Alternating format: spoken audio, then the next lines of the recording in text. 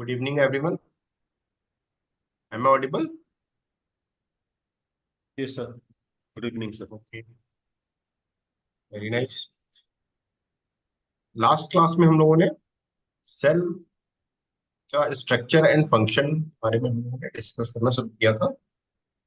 और सेल के जितने कॉन्स्टिट्यूएंट्स हैं, सेल का स्ट्रक्चर जो है, उसको हम लोगों ने थोड़ा सा अ, आगे बढ़ के उसके बारे में जाना था। न्यूक्लियस क्या होता है, साइटोप्लाज्म क्या होता है, cell membrane, mitochondria and different organelles कौन कौन से होते हैं हमारे सेल में। As you all know that cell is the functional unit of our body. ये फंडामेंटल यूनिट ऑफ लाइफ भी कह सकते हैं कि सेल हमारा क्या है, बॉडी के हमारे मिलियंस ट्रिलियंस ऑफ सेल्स होते हैं हमारी बॉडी में, जो कि फंडामेंटल यूनिट ऑफ लाइफ होते हैं। और ये सेल्फ रेप्लिकेटिंग स्ट्रक्चर होते हैं। ठीक है। और सबसे पहली बार जो है किसी ने जो सेल को देखा था, सेल का स्ट्रक्चर्स के बारे में देखा था, वो थे रॉबर्ट हुक। 1665 में वो स्लाइस किस में देखे थे, कॉर्क स्लाइस में देखे थे। ठीक है। सम ऑर्गेनिजम्स, कुछ ऑर्गेनिजम्स में क्या होता है, वो एक सिंगल सेल के बने होते हैं, जबकि ढेर सारे ऑर्गेनिजम्स ऐसे भी हैं जो कि मल्टी सेलुलर हैं। फॉर एग्जांपल ह्यूमन बींग्स भी क्या होते हैं, मल्टी सेलुलर ऑर्गेनिजम्स होते हैं, जिसमें ट्रिलियंस ऑफ सेल्स होते हैं। और सेल के डायमीटर की बात करें तो ये लगभग 2 से 120 माइक्रोमीटर तक वैरी करता है इसकी size. 2 to 120 micrometre. 1 micrometre is equal to 10 to the power -6 metre. ठीक है। This you can see in this slide that these are different structure constituents of cells. Cells के अंदर कौन कौन से ऑर्गेनेल्स होते हैं, न्यूक्लियस कहाँ पे होता है, और mitochondria, Golgi complex, ribosomes, vacuoles, peroxisomes, centriole, cell membrane, cytoplasm क्या होता है, ठीक है, लाइसोसोम क्या होता है, एंडोप्लाज्मिक रेटिकुलम क्या होता है, डीएनए। इन सब के बारे में हम लोगों ने डिस्कशन शुरू किया था। और हम लोग कई स्ट्रक्चर्स के बारे में हम लोग डिस्कस करके आगे बढ़ चुके हैं। ठीक है। जैसे हमने बताया था, न्यूक्लियस क्या होता है। न्यूक्लियस एक सेंटर में, हमारे सेल के सेंटर में होता है, और ये करता है different activities of the cell. Cells cell is controlled by a structure called nucleus, which is present generally in the center of the cell. This is called cells control center. दूसरा जो important हमने organelle पढ़ा था, वो था mitochondria. Mitochondria को हम लोग power house of the cell भी बोलते हैं। माइटोकॉन्ड्रिया में क्या होता है, it produces energy for cells to use by breaking down substances during oxidative metabolism. ये ऑक्सीडेटिव मेटाबॉलिज्म के दौरान एनर्जी प्रोड्यूसिंग स्ट्रक्चर्स को बनाता है। दूसरा इंपॉर्टेंट ऑर्गेनेल हम लोगों ने पढ़ा था, गोल्गी कॉम्प्लेक्स। गोल्गी कॉम्प्लेक्स में क्या होता है, it collects packages and distributes molecules made in the cell. जितने सेल के अंदर मॉलिक्यूल्स बनते हैं, उसको ये कलेक्ट करता है, उसको पैकेजिंग करता है, और उसका डिस्ट्रीब्यूशन करता है सेल। दूसरा जो हम लोगों ने चीजें पढ़ी थी, वो था राइबोसोम। राइबोसोम क्या होते हैं, टीनी प्रोटीन प्रोड्यूसिंग फैक्टरीज होते हैं। क्या होते हैं, राइबोसोम्स के अंदर प्रोटीन बनती है। Ribosomes are protein producing factories. Proteins produce chemicals messages that run a cell. और प्रोटीन्स क्या होते हैं, ये मैसेजेस बनाते हैं, केमिकल मैसेजेस बनाते हैं, जो कि सेल के फंक्शनिंग के लिए बहुत इंपॉर्टेंट होता है। और क्या स्ट्रक्चर्स हम लोगों ने देखा था, पेरोक्सिसोम्स। पेरोक्सिसोम्स होते हैं वेसिकल्स दैट कंटेन एंजाइम्स। इसमें पेरोक्सिसोम्स के अंदर एंजाइम्स होते हैं that carry out particular reactions such as detoxifying potentially harmful molecules. Harmful molecules को डिटॉक्सिफाई करने के लिए इसके अंदर क्या होते हैं, एंजाइम्स होते हैं। This structure is called peroxisome. दूसरा जो स्ट्रक्चर है वो है लाइसोसोम। लाइसोसोम क्या होता है, लाइसोसोम के अंदर ये भी एक तरीके का ऑर्गेनेल होता है सेल के अंदर, जहाँ पे digestion of cell nutrients takes place. ठीक है। इसके अंदर क्या होता है, डाइजेशन होता है सेल के न्यूट्रिएंट्स का। साइटोप्लाज्म क्या होता है, साइटोप्लाज्म जेली लाइक स्ट्रक्चर होता है, जेली लाइक फ्लूइड होता है, जो कि सेल में प्रेजेंट होता है between cell membrane and nucleus. Nucleus और सेल मेम्ब्रेन के बीच में एक fluid like structure, jelly like structure होता है, जेली लाइक फ्लूइड होता है, जिसको हम लोग साइटोप्लाज्म बोलते हैं। यहीं पे क्या होता है, डिफरेंट ऑर्गेनेल्स हमारे सेल के प्रेजेंट होते हैं। सेल मेम्ब्रेन एक आउटर मोस्ट स्ट्रक्चर होता है, made up of double layered fatty material का बना होता है, डबल लेयर्ड होता है, ये क्या करता है, सेल मेम्ब्रेन एक स्ट्रक्चर देता है सेल को, और that allows some materials to pass into and out of the cell at thousands of places. बहुत सी जगहों पे, हजारों जगहों पे कह लीजिए कि इसमें क्या होता है, ऐसे स्ट्रक्चर होते हैं सेल मेम्ब्रेन में जो कि कुछ पार्टिकुलर सब्सटेंसेस को अंदर बाहर जाने की इजाजत देते हैं। It allows foods to pass into the cell and waste to pass out of the cell. यही वो स्ट्रक्चर है जिसके थ्रू फूड अंदर की तरफ आता है सेल के, और वेस्ट वेस्ट जो है, वेस्ट प्रोडक्ट जो है सेल के बाहर भी जा सकता है। न्यूक्लियस के अंदर एक इंपॉर्टेंट स्ट्रक्चर होता है जिसको हम लोग बोलते हैं genetic material, DNA, that contains coded information that passes on every single inherited characteristic। इसके ही द्वारा क्या होता है, डीएनए जेनेटिक मटेरियल होता है, न्यूक्लियस के अंदर होता है, और इसी के थ्रू क्या होता है, डिफरेंट इंफॉर्मेशन जो है एक सेल से दूसरे को इनहेरिट हो जाता है। उसके अलावा इंडोप्लाज्मिक रेटिकुलम होता है, ये एक तरीके का ऑर्गेनेल होता है, that is of two types, दो तरीके का होता है, rough endoplasmic reticulum and smooth endoplasmic reticulum. Rough endoplasmic reticulum उन इंडोप्लाज्मिक रेटिकुलम को बोलते हैं जिसमें कि राइबोसोम्स पाए जाते हैं। Smooth and rough tubes that move and store materials made by the cell. तो ये सब डिफरेंट स्ट्रक्चर जिसको हम लोगों ने डिस्कस किया था पिछले क्लास में। फिर हम लोग आगे बढ़ते हैं नेक्स्ट स्लाइड पे। सेल थ्योरी के बारे में हम लोगों ने डिस्कस किया था। सेल थ्योरी क्या होती है, all living things. Cell theory basically Schleiden and Swann ने 1839 में दिया था, जिसके अनुसार all living things are made up of cells. सभी लिविंग थिंग्स जो है वो सेल्स के द्वारा बनी होती हैं। Cells are the smallest working unit of all living things. ठीक है। दूसरा क्या है, cells are the smallest working unit of all living things. कोई भी लिविंग थिंग होगी तो उसमें क्या होगा, cell will be the smallest structure, smallest working structure उसका होगा। All cells come from pre existing cells. सभी सेल्स कहाँ से आएंगे, प्री एग्जिस्टिंग सेल्स के द्वारा ही सेल डिवीजन के थ्रू ये नेक्स्ट दूसरे सेल्स बनते हैं। तो सेल थ्योरी में ये तीन चीजें आप लोगों को याद रखनी है। एक तो ये याद रखना है कि स्लेडन एंड स्वान ने 1839 में सेल थ्योरी दी थी, और उसके अनुसार ये तीन चीजें, जो कि जिसमें पहला है कि all living things are made up of cells, cells are the smallest working unit of all living things, and all cells come from pre-existing cells through cell division। ये तीन चीजें आपको याद रखनी पड़ेगी। नेक्स्ट है कॉन्स्टिट्यूएंट्स। कॉन्स्टिट्यूएंट्स में हम लोगों ने सेल्स के कॉन्स्टिट्यूएंट में पढ़ा है कि different substance that make a cell are collectively called protoplasm. Protoplasm क्या होता है, वो डिफरेंट स्ट्रक्चर्स जो कि सेल को बनाते हैं कलेक्टिवली प्रोटोप्लाज्म कहलाते हैं। प्रोटोप्लाज्म में क्या होता है, मेजोरिटी मतलब उसका मेजर कॉन्स्टिट्यूएंट क्या होता है प्रोटोप्लाज्म का, 70 to 80% वाटर होता है। दूसरा क्या है, carbohydrates, lipids, proteins and electrolytes. Electrolytes में कौन कौन से इलेक्ट्रोलाइट्स आते हैं हमारे सेल में, सोडियम आता है, potassium, magnesium, calcium, phosphate, chloride and bicarbonate. These are the different electrolytes which are present in protoplasm. Subcellular structures क्या क्या होते हैं हमारे सेल्स के अंदर, major structures present in cell are, पहला हमने बताया सेल मेम्ब्रेन जो कि बाउंड्री बनाता है सेल की, जिसके थ्रू डिफरेंट जो है प्रोडक्ट्स जो है, जैसे कि जो सेल के लिए चाहिए रहते हैं एनर्जी के लिए, वो अंदर आ सकते हैं। वेस्ट प्रोडक्ट उसके थ्रू बाहर जा सकता है, और सेल मेम्ब्रेन ही स्ट्रक्चर देता है सेल को। और कौन से स्ट्रक्चर्स होते हैं सेल के, cytoplasm and it's different organelles. कौन कौन से ऑर्गेनेल्स हम लोगों ने डिस्कस किया है, माइटोकॉन्ड्रिया है, एंडोप्लाज्मिक रेटिकुलम है, लाइसोसोम है। ठीक है।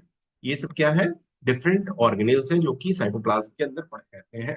और तीसरा इंपॉर्टेंट स्ट्रक्चर, जो मोस्ट इंपॉर्टेंट स्ट्रक्चर है, सेंटर जो कि उसको पूरे सेल को कंट्रोल करता है, दैट इज न्यूक्लियस। न्यूक्लियस में ही डीएनए और जेनेटिक मटेरियल पाया जाता है, जो कि पूरे सेल के फंक्शन को कंट्रोल करता है।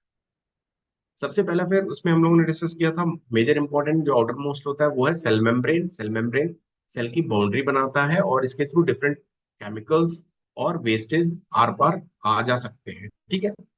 This is thin pliable elastic outermost structure which envelops the cell. ये आउटरमोस्ट स्ट्रक्चर होता है जो कि सेल को बाहर की तरफ से एक स्ट्रक्चर देता है, और चारों तरफ से घेरा बनाता है सेल के। इसमें होते क्या है, सेल स्ट्रक्चर में basically it consist of bilipid layer with embedded proteins. ये बाइलिपिड लेयर होता है, और इसमें डिफरेंट तरीके के प्रोटीन्स होते हैं। प्रोटीन्स दो तरीके के होते हैं इसमें, integral proteins and peripheral proteins. आप इस स्ट्रक्चर में देख सकते हैं, इस डायग्राम में देख सकते हैं, इस स्लाइड के थ्रू, कि ये बाइलिपिड लेयर है और इसमें दो तरीके के प्रोटीन होते हैं। ये देखिए एक्स्ट्रा सेलुलर फ्लूइड है और ये साइटोप्लाज्म है। ये मतलब ये सेल मेम्ब्रेन है और ये सेल का अंदर का पार्ट हो जाएगा नीचे की तरफ, और ये बाहर का पार्ट हो जाएगा। तो ये जो है सेल मेम्ब्रेन जो है बाइलिपिड लेयर है, जिसमें दो तरीके के प्रोटीन होते हैं, इंटीग्रल प्रोटीन्स और पेरिफेरल प्रोटीन्स। पेरिफेरल प्रोटीन्स जो बाहर की तरफ होंगे, और इंटीग्रल प्रोटीन्स जो है सेंटर सेंटर में होते हैं। ये देखिए ये जो बड़े बड़े हैं वो क्या है, ये थ्रू आउट सेल, आप सेल मेम्ब्रेन के थ्रू आउट जो है लगभग ये प्रेजेंट है, that is these are integral proteins. और ये बाहर की तरफ छोटे छोटे स्ट्रक्चर होते हैं वो पेरिफेरल प्रोटीन्स। पेरिफेरल मतलब बाहर की तरफ जो प्रोटीन्स प्रेजेंट होते हैं। ठीक है। फंक्शन क्या होते हैं सेल मेम्ब्रेन के? सबसे पहला है प्रोटेक्टिव। सेल मेम्ब्रेन क्या देता है? एक प्रोटेक्शन देता है, प्रोटेक्टिव एनवायरनमेंट देता है सेल को, और आउटर मोस्ट बाउंड्री बनाता है, जो कि सेल के अंदर जितने सेल ऑर्गेनेल्स हैं उसको प्रोटेक्शन देता है। दूसरा है डाइजेस्टिव फंक्शन। डाइजेस्टिव फंक्शन क्यों होता है? Because it takes in food and excretes waste products. इसके थ्रू ही क्या होता है, सेल मेम्ब्रेन के थ्रू ही ये जो फूड होता है अंदर की तरफ जाता है सेल के, और वेस्ट प्रोडक्ट इसी के थ्रू बाहर की तरफ निकाल दिया जाता है। और एक और खास बात होती है सेल मेम्ब्रेन की, ये इसमें सेलेक्टिव परमिएबिलिटी होती है। सेलेक्टिव परमिएबिलिटी होने का क्या मतलब है? नॉन पोलर मॉलिक्यूल्स और पोलर मॉलिक्यूल्स को ये सेलेक्टिवली अंदर जाने देता है, और उसको रेजिस्ट भी करता है। तो नॉन पोलर मॉलिक्यूल्स के लिए खासकर जैसे गैसेस हैं, oxygen, carbon dioxide, nitrogen, lipids हैं, स्टेरॉइड्स हैं, ये नॉन पोलर मॉलिक्यूल्स हैं। ये क्या करते हैं? Can dissolve in the non polar region of the membrane and move rapidly. ये non polar molecules rapidly cell membrane के थ्रू क्रॉस कर सकते हैं। ठीक है। Non polar molecules cell membrane के थ्रू रैपिडली क्रॉस कर सकते हैं, जबकि पोलर मॉलिक्यूल्स जैसे कि वाटर मॉलिक्यूल्स है, वाटर सॉल्युबल आयंस है, ग्लूकोज है, यूरिया है, ये इनका क्या होता है? लोअर सॉल्युबिलिटी होती है, therefore penetration through the membrane is much slower. Polar molecules का पेनिट्रेशन सेल मेम्ब्रेन के थ्रू कम होता है, जिसके कारण ये आने जाने में इनको थोड़ी कठिनाई होती है। तो non polar molecules cell membrane के थ्रू आसानी से अंदर बाहर हो सकते हैं, जबकि पोलर मॉलिक्यूल्स को थोड़ा रेजिस्टेंस मिलता है। ठीक। तीसरा है chemical and physical properties of cell membrane control the free passage of ions in and out of the cell. This property helps in maintaining components in intracellular fluid and extracellular fluid. Intracellular fluid क्या होता है? जो cell के अंदर fluid पाया जाता है उसको हम लोग बोलते हैं इंट्रासेलुलर फ्लूइड, और सेल के बाहर जो पाया जाता है उसको हम लोग बोलते हैं एक्स्ट्रा सेलुलर। तो क्या क्या फंक्शन हो गए? पहला है प्रोटेक्टिव, आउटर मोस्ट बाउंड्री देता है सेल ऑर्गेनेल्स को, अंदर एक प्रोटेक्शन देता है। डाइजेस्टिव फंक्शन होता है, परमेबिलिटी का फंक्शन होता है, chemicals and physical properties, polar molecules को जो है आसानी से नहीं आने जाने देता है, जबकि नॉन पोलर मॉलिक्यूल्स गैसेस को, स्टेरॉइड्स को, हार्मोन्स को, लिपिड्स को ये आसानी से अपने अक्रॉस आने जाने दे सकता है। सेल मेम्ब्रेन का दूसरा फंक्शन क्या है? It links adjacent cells together by junctional complexes to form tissues. ये सेल मेम्ब्रेन आपस में एक दूसरे को एक दूसरे सेल को, आसपास के सेल्स को एक दूसरे में अटैच होने का एक एडजेसेंट सेल्स के थ्रू लिंक्स बनता है इसके थ्रू। और क्या होता है? इंसुलेटिंग प्रॉपर्टीज होती है सेल की, सेल मेम्ब्रेन की। इंसुलेटिंग प्रॉपर्टीज कैसे होती है? It acts as dielectric material of a charge condenser. The cell membrane has very high insulating value. ठीक। तो ये सब क्या है? फंक्शन है सेल मेम्ब्रेन के। आपको आपको पूछा जाएगा अगर सेल मेम्ब्रेन क्या होता है, उसका क्या क्या फंक्शन होता है, तो आप बता सकते हैं अब इसके इस स्लाइड के को पढ़ने के बाद आप। ठीक है। अब हम लोग आते हैं cytoplasm and it's organelles. Cytoplasm क्या होता है? Cytoplasm thick jail like semi transparent fluid होता है। सेमी ट्रांसपेरेंट मतलब पूरी तरीके से इसके थ्रू लाइट पास नहीं हो पाएगी आराम से। ठीक है। तो ये एक थिक जेल लाइक स्ट्रक्चर होता है, जेल लाइक फ्लूइड होता है, that is found in both plants and animal cell. ये एनिमल सेल के अंदर भी पाया जाता है और प्लांट सेल के अंदर भी पाया जाता है। This called cytoplasm. The constituent parts of cytoplasm are, क्या क्या होता है इसमें? साइटोप्लाज्म होता है, साइटोसॉल होता है, सेल ऑर्गेनेल्स होते हैं, और साइटोप्लाज्मिक इंक्लूजन्स होते हैं। This cytoplasm is bounded by plasma membrane. ये प्लाज्मा मेम्ब्रेन के थ्रू बाउंडेड रहता है। And contains many organelles in a eukaryotic cell. और इसमें ढेर सारे ऑर्गेनेल्स होते हैं, जैसा कि हम लोग पहले आपको बताया है। माइटोकॉन्ड्रिया होता है, microtubules, lysosome, peroxisome, Golgi apparatus, ये सब क्या होते हैं? ये साइटोप्लाज्म के अंदर पाए जाते हैं। ये एक फ्लूइड, जेल लाइक फ्लूइड होता है, gel like semi transparent fluid होता है, जो सेल के अंदर पाया जाता है, both in plant cells, plants and animal cell. अब साइटोसॉल क्या होता है? Cytosol is a aqueous part of the cytoplasm. Aqueous part of the cytoplasm को हम लोग साइटोसॉल बोलते हैं। So the aqueous part of the cytoplasm outside all the organelles, which also contain its own distinctive properties, proteins. It accounts for almost 70% of the total cell volume. Cytosol लगभग 70% होता है पूरे cell volume का. It is gelatinous substance consisting mainly of cytoskeleton filaments, organic molecules, salt and water. Chemically, the cytoplasmic matrix is composed of many chemical elements in the form of atoms, ions and molecules. Cytoplasmic ये क्या होता है? Cytosol क्या होता है? Cytosol aqueous part होता है cytoplasm का। अगर हम लोग ऑर्गेनिल सभी हटा देते हैं तो जो पार्ट बच जाता है हम उसको क्या बोलते हैं? साइटोसॉल बोलते हैं। कौन कौन से ऑर्गेनिल्स पाए जाते हैं इसमें हम लोगों ने डिस्कस किया है। The different organelles found in cytoplasm are mitochondria, जिसको हम लोगों ने डिस्कस किया, endoplasmic reticulum, lysosome, Golgi apparatus, peroxisome, and vacuoles. Each organelle is bounded by a lipid membrane and has specific function. ये जितने भी ऑर्गेनल्स हैं ये एक लिपिड मेम्ब्रेन के द्वारा बाउंडेड रहते हैं, और इन सबका ही अलग अलग फंक्शन रहता है, जैसा कि हम लोग डिस्कस कर चुके हैं। सबसे पहले हम लोगों ने डिस्कस किया था माइटोकॉन्ड्रिया के बारे में। माइटोकॉन्ड्रिया क्या होता है? Mitochondria was first observed by Kolliker in 1850 as a granular structure in the striated muscles. Striated muscles में देखा था सबसे पहले। और mitochondria are called power house of the cell. इसकी लेंथ लगभग होती है 5 से 12 माइक्रोमीटर, डायमीटर 0.5 टू 1 माइक्रोमीटर। ये एक फिलामेंटस या ग्लोबुलर स्ट्रक्चर होता है। इसको देख सकते हैं इसमें इस तरीके से ये क्रिस्टे एंड मैट्रिक्स पाए जाते हैं। क्रिस्टे क्या होते हैं? इस तरीके फोल्ड्स होते हैं, मैट्रिक्स अंदर का फ्लूइड होता है। इसमें इनर मेम्ब्रेन और आउटर मेम्ब्रेन ये पाए जाते हैं। इस तरीके का structure, this this is mitochondria और power house of the cell. Components क्या होते हैं माइटोकॉन्ड्रिया के? Outer membrane, inner membrane, intermediate space और क्रिस्टे। क्रिस्टे क्या होते हैं? Infoldings of the inner membrane होते हैं। और मैट्रिक्स जो कि स्पेस होता है enclose by inner membrane. The membranes are made up of phospholipids and protein. इसके भी मेम्ब्रेन क्या होते हैं? फॉस्फोलिपिड्स और प्रोटीन्स के बने होते हैं, जैसा कि हम लोगों ने डिस्कस किया है। In case of cell membrane के केस में भी क्या था? जो आउटर मोस्ट बाउंड्री बनाता है सेल की, वो भी लिपिड्स एंड प्रोटीन्स के ही बने रहते हैं। ऐसा ही माइटोकॉन्ड्रिया के केस में भी इसका भी मेम्ब्रेन क्या होता है? फॉस्फोलिपिड्स और प्रोटीन्स का बना। आउटर मोस्ट मेम्ब्रेन, माइटोकॉन्ड्रिया का जो आउटर मोस्ट मेम्ब्रेन होता है, it contains large number of integral proteins called porins. These these porins form these इसको पोरिन बोलते हैं। these porins form channels that allow molecules of 5000 daltons or less to pass, studded with enzymes concerned with biological oxidation। इसमें biological oxidation के लिए ढेर सारे enzymes present रहते हैं आउटर मोस्ट मेम्ब्रेन। इंटीरियर में माइटोकॉन्ड्रिया का क्या होता है? मैट्रिक्स होता है, which contains enzymes concerned with citric acid cycle and respiratory chain oxidation। तो पूछा जाएगा अगर कि साइट्रिक एसिड साइकिल के जो एंजाइम्स होते हैं वो कहाँ पाए जाते हैं? साइट्रिक एसिड साइकिल कहाँ होता है?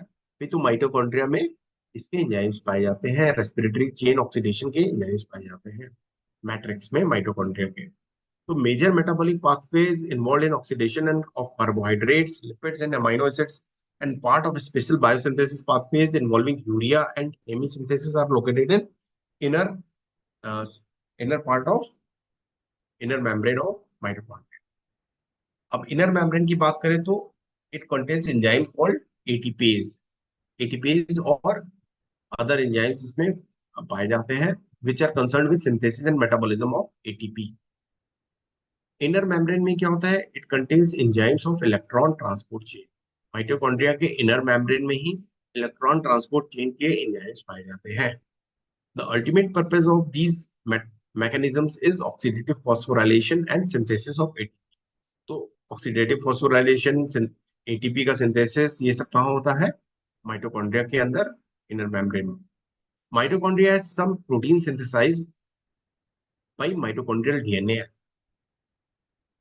फंक्शंस हमने डिस्कस किया हुआ है कि mitochondria is called power house या power generating unit of cells, important to maintain proper concentration of calcium ions within the various compartments of the cell. Calcium ion का कंसंट्रेशन को मेंटेन करने में माइटोकॉन्ड्रिया इंपॉर्टेंट रोल अदा करता है। Energy transduction through respiration, this is also function of mitochondria. It is also mitochondria is also responsible for thermogenesis. Mitochondria is also responsible for thermogenesis. दूसरा है endoplasmic reticulum. Endoplasmic reticulum क्या होता है? Network of tubular and flat vesicular structures in cytoplasm. ये क्या होता है?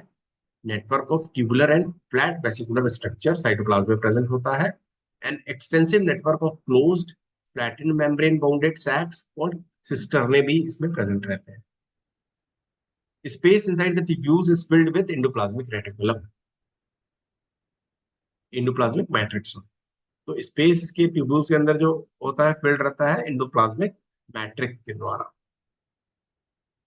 तो एंडोप्लाज्मिक रेटिकुलम होता क्या है? ये ट्यूबुलर फैट वेसिकुलर स्ट्रक्चर होता है जो कि साइटोप्लाज्म में present। ये दो तरीके का होता है endoplasmic reticulum, smooth endoplasmic and rough endoplasmic reticulum. हम लोग इसको डिस्कस कर चुके हैं, एक बार आगे जल्दी से डिस्कस करके आगे बढ़ते हैं।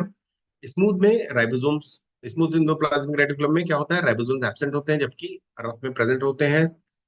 स्मूथ में लिपिड्स एंड स्टेरॉइड की सिंथेसिस होती है, रफ में प्रोटीन सिंथेसिस होती है, प्रोसेसिंग होती है, पैकेजिंग होती है प्रोटीन्स की। स्मूथ कहाँ प्रेजेंट होता है smooth endoplasmic reticulum? Lipid forming cells में, जैसे कि adipocytes, interstitial cells of testis, glycogen storing cells of liver and adrenal cortex, muscle cells, leucocytes में। जबकि रफ एंडोप्लाज्मिक रेटिकुलम कहाँ प्रेजेंट होता है? Protein forming cells such as pancreatic acinar cells, goblet cells, antibody producing plasma cells and Nissl's granules of nerve cells. Function हम लोगों ने discuss किया हुआ है। एंडोप्लाज्मिक रेटिकुलम का क्या होता है? Synthesis of proteins, protein segregation and unsaturation of fatty acids, muscle contraction. Endoplasmic reticulum is commonly known as sarcoplasmic reticulum. Endoplasmic reticulum जो कि मसल्स में प्रेजेंट होता है उसको हम लोग क्या बोलते हैं? Sarcoplasmic reticulum. अब दूसरा ऑर्गेनेल जो है, इंपॉर्टेंट ऑर्गेनेल, वो है गोल्गी बॉडीज। ये क्या होता है गोल्गी बॉडीज? ये कलेक्शन होता है, collection of membrane enclose sacs composed of more stacked layers of thin flat enclosed vessels lying near the side of the nucleus. ये न्यूक्लियस के आसपास ये अ, एक तरीके के स्ट्रक्चर होते हैं जो कि डिफरेंट मल्टीपल डिस्क्रीट कंपार्टमेंट्स के थ्रू डिवाइडेड रहते हैं। Consist of four functionally distinct regions, इसमें चार डिफरेंट रीजन्स होते हैं गोल्गी बॉडीज में। Cis Golgi network, Golgi stack, trans Golgi network. Function क्या होता है गोल्गी बॉडीज का? Rapid wrapping and packaging of ये क्या होता है? रैपिंग और पैकेजिंग का काम करता है Golgi bodies. Produces secretion granules, दूसरा काम क्या है? सिक्रीशन ग्रैन्यूल को प्रोड्यूस करना। और क्या होता है? ये लाइसोसोम के फॉर्मेशन का साइट होता है, यहीं पे लाइसोसोम्स फॉर्म होते हैं। और it add certain carbohydrates to form glycoproteins. तो ये सब सबसे इंपॉर्टेंट क्या है? Wrapping and packaging. Secretion granules यहाँ बनते हैं, लाइसोसोम्स यहाँ बनते हैं, और ये कई तरह के कार्बोहाइड्रेट को ग्लाइकोप्रोटीन्स में ऐड करते हैं। लाइसोसोम्स में आए तो लाइसोसोम्स क्या होते हैं? लाइसोसोम भी एक तरीके के स्ट्रक्चर होते हैं, ऑर्गेनेल्स होते हैं सेल के अंदर। इनका डायमीटर 250 टू 750 नैनोमीटर होता है। नैनोमीटर कितना होता है? 10⁻⁹।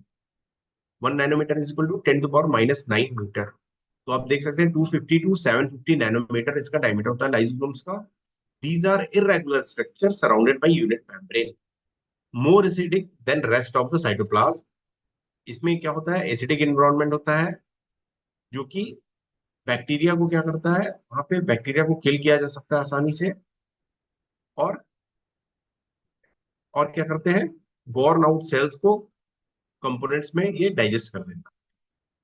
यहाँ डाइजेशन हो सकता है, कोई बाहर से कोई ऑर्गेनिज्म आया तो इसके अंदर क्या होता है? एसिडिक एनवायरनमेंट होता है, तो ये आराम से इसके अंदर डाइजेशन होता होता है। The interior is kept acidic, जब लगभग कितना होता है पीएच इसके अंदर का, लाइसोसोम के अंदर का पीएच लगभग 5 होता है, जो कि प्रोटॉन पंप के द्वारा मेंटेन होता है। प्रोटॉन पंप और एटीपीएस के द्वारा ये एसिडिक एनवायरनमेंट लाइसोसोम के अंदर मेंटेन होता है, जिसके कारण एक्सटर्नल बैक्टीरिया और डिफरेंट वॉर्न आउट सेल्स को हम लोग इसके अंदर डाइजेशन हो जाता है इसका। Lysosomes are cell hydrolysis and they function best at acidic pH. Acidic pH पे ही ये बेहतर फंक्शन करते हैं लाइसोसोम। फंक्शंस क्या क्या होते हैं? Acts as a form of system digestive system of the cell can, because enzymes present in it can digest essentially all macromolecules। इसके अंदर जो एंजाइम्स होते हैं वो लगभग सभी मैक्रोमोलिक्यूल्स को डाइजेस्ट कर सकते हैं। engulf worn out components of the cell in which they are located। engulf exogenous substances जैसे कि बैक्टीरिया डिग्रेडेड, और उसको क्या करते हैं, बाहर से कोई ऑर्गेनिज्म आ रहा है बैक्टीरिया वगैरह, तो उसको engulf करके उसको डिग्रेड करते हैं, उसको डाइजेस्ट कर जाते हैं। जब कोई सेल की डेथ होती है तो लाइसोसोमल एंजाइम्स क्या होते हैं, ऑटोलिसिस होती है लाइसोसोम की, और रिमेनेंट जितने भी सेल डेब्रिस होते हैं उसको डाइजेशन में उसमें काम करता है। That's why lysosomes are called suicidal bags भी बोलते हैं। तो लाइसोसोम का फंक्शन आप लोग याद रखिएगा, लाइसोसोम के अंदर का पीएच लगभग 5 होता है, ये बहुत से मैक्रोमोलिक्यूल्स को डाइजेस्ट कर सकता है, ये worn out components of the cells को इनगल्फ कर लेता है, ये बैक्टीरिया वगैरह को भी क्या करता है, इनगल्फ करके उसको डिग्रेड कर देता है, उसको किल कर देता है। ठीक है, तो these are the functions of lysosomes. दूसरा इंपॉर्टेंट स्ट्रक्चर है पेरोक्सिसोम। पेरोक्सिसोम क्या होता है? पेरोक्सिसोम क्या होता है? ये 0.5 माइक्रोमीटर का स्ट्रक्चर होता है सेल के अंदर। A lipid bilayer membrane surround करती है इसको, विच रेगुलेट्स व्हाट इंटर्स और एग्जिट्स फ्रॉम द पेरोक्सिसोम्स। ड्यूरेट ऑक्सीडेशन क्रिस्टलीन कोर इसके अंदर होता है। Crystal structure is similar to that of the lysosomes but with different composition. इसका स्ट्रक्चर लगभग लाइसोम की तरह होता है। Peroxisomes can be formed by the budding of endoplasmic reticulum और बाय डिवीजन। इंडोप्लाज्मिक रेटिकुलम के बडिंग के द्वारा या डिवीजन के द्वारा पेरोक्सिसोम्स बनते हैं। ये लगभग 0.5 माइक्रोमीटर के होते हैं। It contains oxidases that produce hydrogen peroxide, SQ2 produce होता है इसमें। Catalases that degrade hydrogen peroxide to yield water and oxygen. Proteins are directed to peroxisomes by a unique signal sequencing with the help of protein chaperones peroxins के। Function क्या होता है peroxisomes के? H2O2 का metabolism and detoxification. Helps in photo respiration in plants. Plants में होते हैं तो फोटो रेस्पिरेशन का काम करते हैं। बायोसिंथेसिस ऑफ लिपिड्स होता है इसमें। Cholesterol and dolichol are synthesized in animals. Cholesterol इनके अंदर बनता है। Synthesis of bile acids in liver. Synthesis of plasma myelin sheath. ये सब क्या होता है, पेरोक्सिसोम का फंक्शन होता है। अब आते हैं साइटोस्केलेटन पे। साइटोस्केलेटन क्या होता है? System of fibres that not only maintains the structure of the cell but also permit it to change shape and move। जो सेल को एक स्ट्रक्चर देता है, पार्टिकुलर स्ट्रक्चर देता है, जो फाइबर्स, उन फाइबर्स के जो है सिस्टम को क्या बोलते हैं, साइटोस्केलेटन, जो कि सेल को एक पार्टिकुलर स्ट्रक्चर देता है, जिसके कारण सेल्स अपने फॉर्म को मेंटेन भी कर सकता है और चेंज भी कर सकता है, मूव भी कर सकता है। The cytoskeleton is made up of primarily microtubules, intermediate filaments, microfilaments, along with protein that anchor tie together। ठीक है, ये माइक्रोट्यूब्यूल्स के द्वारा बनाया गया साइटोस्केलेटन होता है, जो कि सेल को हेल्प करता है उसका स्ट्रक्चर मेंटेन करने। तो इसमें माइक्रोट्यूब्यूल्स क्या होते हैं? Microtubules these are long hollow structures, जो कि लगभग 25 नैनोमीटर के होते हैं डायमीटर में। वो ये माइक्रोट्यूब्यूल्स क्या करते हैं, डिटरमाइन करते हैं shape of the cell, role in the contraction of spindle and movement of chromosomes and centrioles as well as in ciliary and flagellar motion। Intermediate filaments क्या होते हैं इसके अंदर? They are 88 to 14 nanometre diameter के ये filaments होते हैं, that are made up of various subunits। They form a flexible scaffolding or cell and help it resist external pressure। इसमें क्या क्या होते हैं? साइटोस्केलेटन में क्या होते हैं? माइक्रोट्यूब्यूल्स होते हैं, इंटरमीडिएट फिलामेंट्स होते हैं जो कि सेल के स्ट्रक्चर को, शेप को मेंटेन करने में हेल्प करते हैं. The proteins that make up intermediate filament are cell types specific and are thus frequently used as cellular markers. और क्या होते हैं माइक्रोट्यूब्यूल्स इंटरमीडिएट फिलामेंट्स के अलावा? माइक्रो फिलामेंट्स भी होते हैं. They are long solid fibres 4 to 6 nanometer in diameter. They comprise the contractile protein actin and are responsible for the cell के शेप को चेंज करने में ये हेल्प करते हैं. Microtubules, intermediate filaments and micro filaments. These are the constituent of cytoskeleton.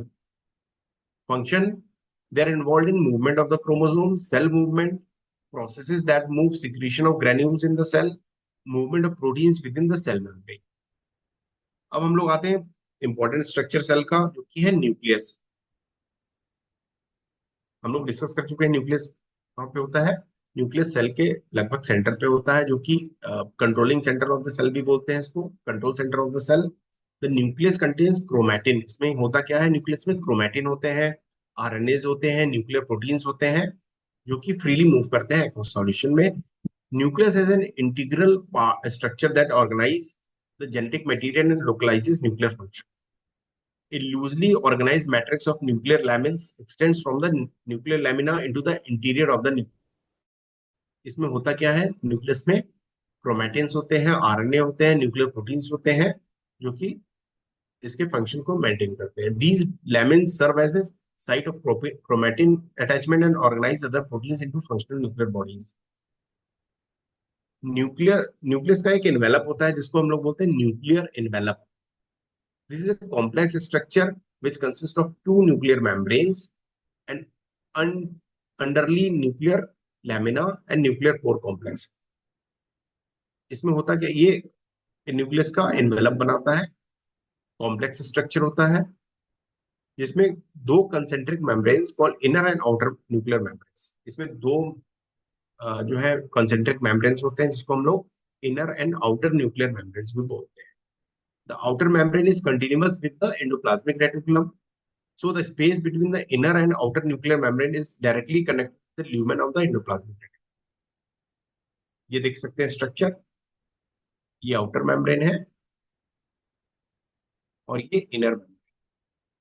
अंदर की तरफ ये देखिए इनर मेम्ब्रेन, ये आउटर मेम्ब्रेन, और ये इन दोनों के बीच के स्पेस को बोलते हैं perinuclear space. Inner membrane, inner nuclear membrane और आउटर न्यूक्लियर मेम्ब्रेन के बीच का जो स्ट्रक्चर होता है हम लोग उसको बोलते हैं perinuclear space. Nuclear membrane is permeable only to small non-polar molecules. Nuclear membrane क्या, किसको परमेबल, किसके लिए परमेबल होता है? परमेबल होने का क्या मतलब है? इसके थ्रू आसानी से नॉन पोलर मॉलिक्यूल्स आ जा सकते हैं. Underlying inner nuclear membrane is a nuclear lamina, a fibrous meshwork that provides structural support to the nucleus. Function क्या होते हैं? Serves both as repository of genetic information and the cell's control center. Nucleus क्या होता है? Cell का control centre होता है और जेनेटिक इंफॉर्मेशन इसी के थ्रू पास होते हैं आगे. The presence of nucleus this allows gene expression to be regulated by post transcriptional mechanism such as alternative splicing. तो cell is, you can remember that कि सेल क्या होता है?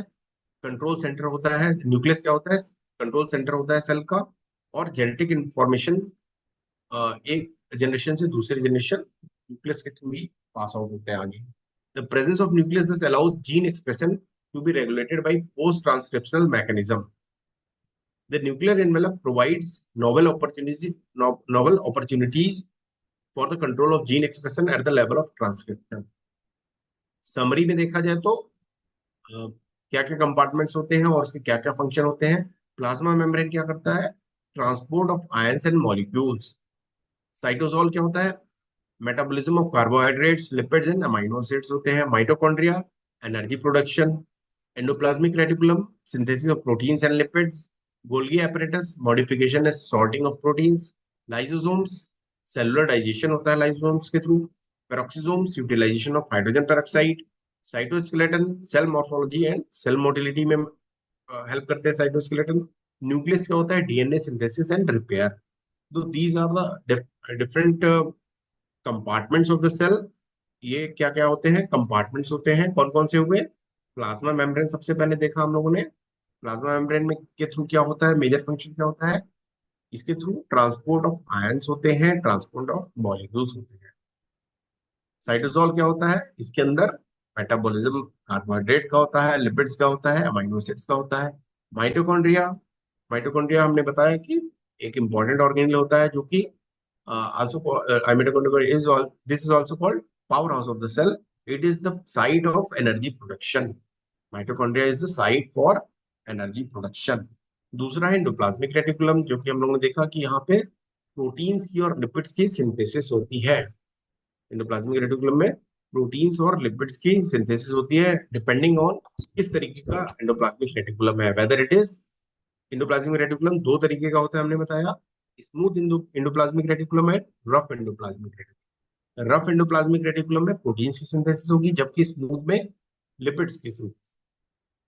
गोल्गी एपरेटस दूसरा ऑर्गेनेल है जिसमें कि modification and sorting of proteins होती है, पैकेजिंग होगी, ठीक है, distribution, modification, sorting of proteins, बड़ा छोटा किस तरीके का प्रोटीन्स बना, उसका डिस्ट्रीब्यूशन सॉर्टिंग गोल्गी एपरेटस के अंदर होता है।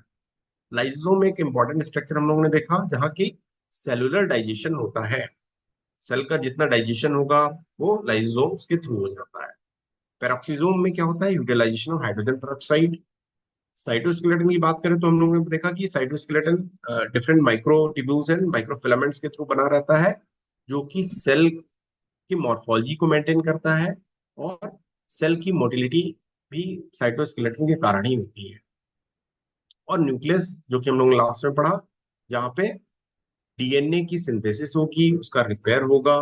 These are the different functions of different compartments. जितने हमारे ऑर्गेनेल्स हम लोगों ने देखा सेल के अंदर कौन कौन से ऑर्गेनेल्स होते हैं, उन ऑर्गेनेल्स का क्या क्या फंक्शन होता है, सेल मेम्ब्रेन का क्या फंक्शन होता है, power house of the cell हम किसको कहते हैं, न्यूक्लियस किस तरीके से controlling centre of the cell हो जाता है, ठीक है। लाइसोसोम के थ्रू कैसे सेलुलर डाइजेशन होता है, क्योंकि उसके अंदर पीएच जो है वो एसिडिक मेंटेन रहता है, और डिफरेंट एंजाइम्स उसके अंदर होती हैं जो कि सेलुलर डाइजेशन में हेल्प करती है। इसी तरीके से हम लोगों ने देखा माइटोकॉन्ड्रिया एनर्जी प्रोडक्शन होता है, that's why power house of the cell. These are the different different compartments, और यही हम लोगों ने देखा कि डिफरेंट फंक्शन क्या क्या होते हैं। इस तरीके से आज हम लोग का जो हम लोगों ने देखा टोटल सेल का स्ट्रक्चर क्या होता है, डिफरेंट ऑर्गेनेल्स क्या होते हैं, और उसके फंक्शन क्या क्या होते हैं, इसको हम लोगों ने आज डिस्कस किया।